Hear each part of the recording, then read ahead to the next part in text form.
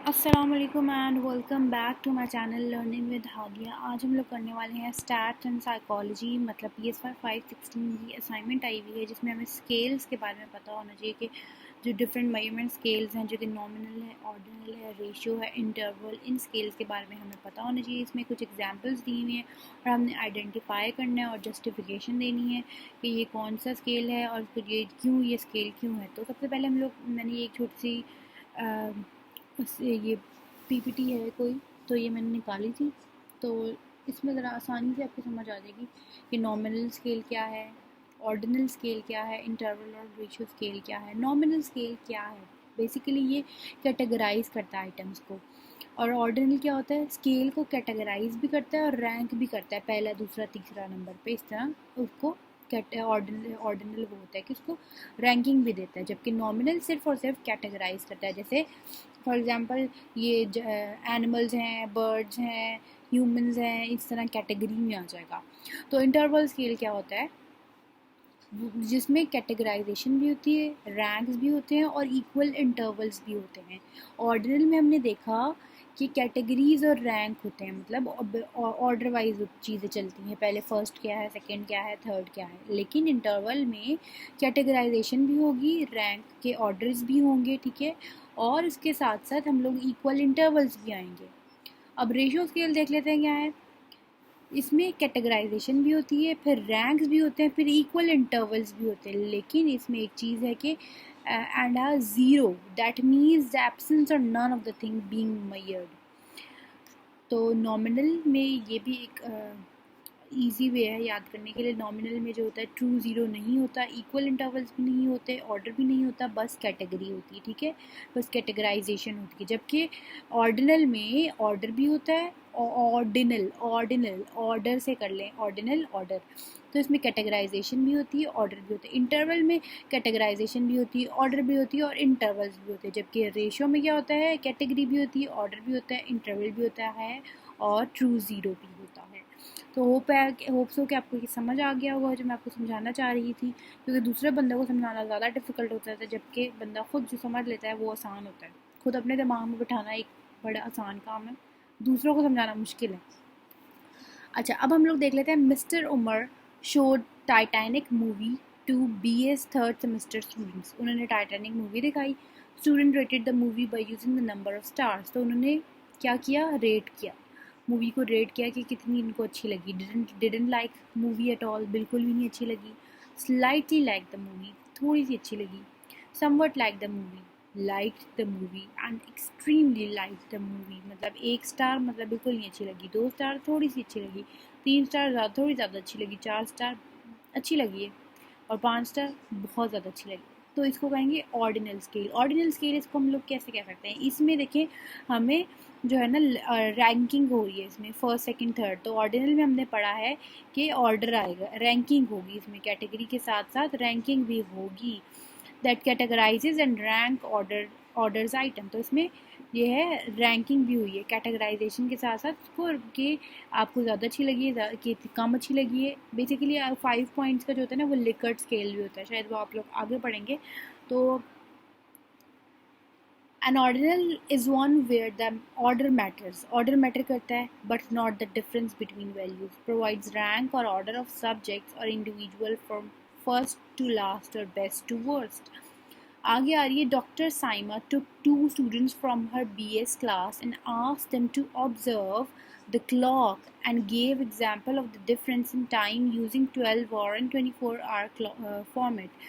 उन्होंने BS के students को लिया, 2 स्टूडेंट्स थे BS क्लास के, 2 स्टूडेंट्स को लिया और उनको कहा कि आपने क्लॉक को ऑब्जर्व करना है, और उनको एक 24 आवर की क्लॉक दी और एक 12 आवर फॉर्मेट की क्लॉक दी, और उनको कहा कि डिफरेंस भी बताना है टाइम का, 12 आवर क्लॉक को और 24 आवर क्लॉक के फॉर्मेट का को लेकर जो है ना आपने डिफरेंस बताना है। One of the students reported that there will be 4 hour difference in the time between 4 to 8. एक स्टूडेंट ने कहा कि 4 घंटे का जो है ना डिफरेंस होगा ऑन 12 आवर क्लॉक टू जो 12 घंटे की क्लॉक होगी, ठीक है. Other student reported that there will be 4 hour distance. दूसरे ने कहा कि 4 आवर डिस्टेंस होगा, उसने भी यही कहा, जो कि in the time of 16 PM to 20 PM on 24 hour format. उसने 24 आवर फॉर्मेट का कहा था और इसने 12 वाले फॉर्मेट पे भी दोनों ने 4 घंटे का ही डिफरेंस बताया. इंटरवल स्केल फिर से पढ़ लेते हैं, जिसमें कैटेगराइजेशन भी होती है, रैंक्स भी होते हैं और इक्वल इंटरवल्स होते हैं. तो इसमें क्या है, इक्वल इंटरवल्स हैं, दोनों ने 4 घंटे का बताया, ठीक है. तो क्या है इसमें, कैटेगरी भी पता चल गई, ऑर्डर भी और इक्वल इंटरवल. सबसे ज़्यादा ज़रूरी क्या है इसमें, इक्वल इंटरवल. इक्वल इंटरवल आ गया, बाकी किसी में इक्वल इंटरवल नहीं है, इसमें भी नहीं है, इसमें भी नहीं है, इसमें इक्वल इंटरवल्स आ रही हैं, लेकिन इंटरवल में ट्रू ज़ीरो नहीं होता, ठीक है जी. तो ये हो गया interval. An interval scale is the one where there is order and the difference between two values is meaningful. Example of interval variables include temperature or Celsius or Fahrenheit wala.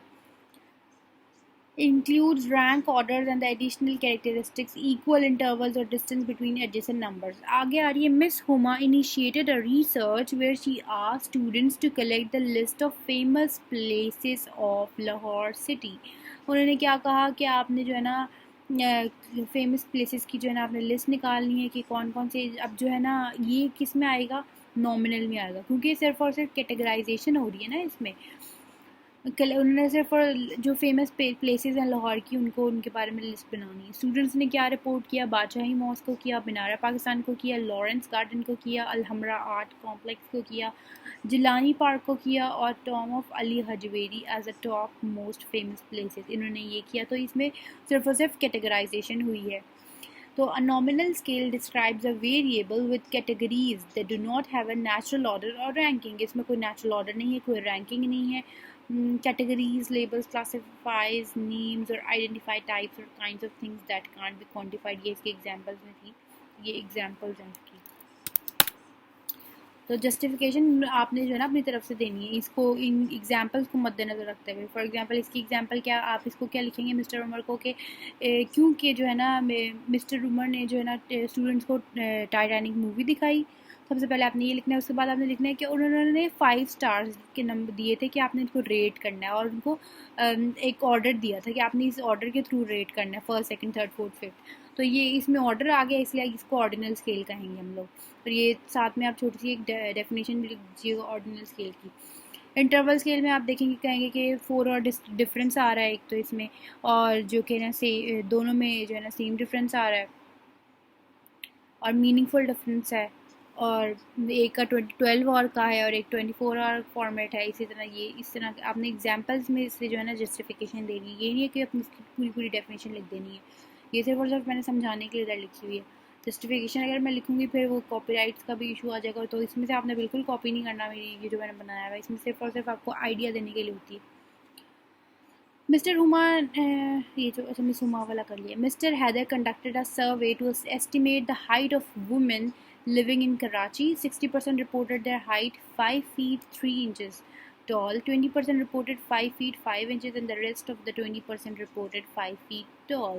तो mister Haider ने जो है ना एक सर्वे किया जिसमें उन्होंने क्या क्या एस्टिमेट करना था, वुमेन जो भी वुमेन जो है कराची में रह रही थी उनकी हाइट देखी थी उन्होंने. 60% उन्होंने देखा कि जो हाइट है वो 5 feet 3 inches है, जबकि 20% जो है वो 5 feet 5 inches है, और जो बाकी जो रेस्ट रह गई हैं 20 वो है 5 feet tall. तो ये आ गया रेशो वेरिएबल हमारा, रेशो इंटरवल आ गया. अब हम लोग रेशो स्केल आ गया, सॉरी रेशो को कैसे हम लोग पढ़ लेते हैं. रेशो भी इसमें कैटेगराइजेशन होती है, रैंक के ऑर्डर होते हैं, इक्वल इंटरवल्स होता है और zero and has a zero, that means the absence or none of the thing being measured. A ratio variable has all the properties of an interval variable. Interval variable की सारी properties होती हैं and has a clear definition of 0.0. With the variable 0.0, there is none of the variables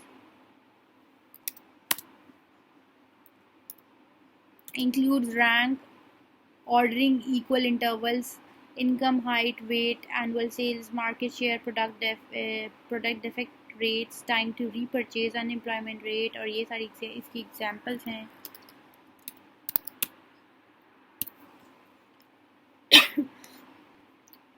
तो ये थी आज की assignment. मिलते हैं नेक्स्ट असाइनमेंट में, तब तक के लिए टेक केयर, अल्लाह हाफ़िज़।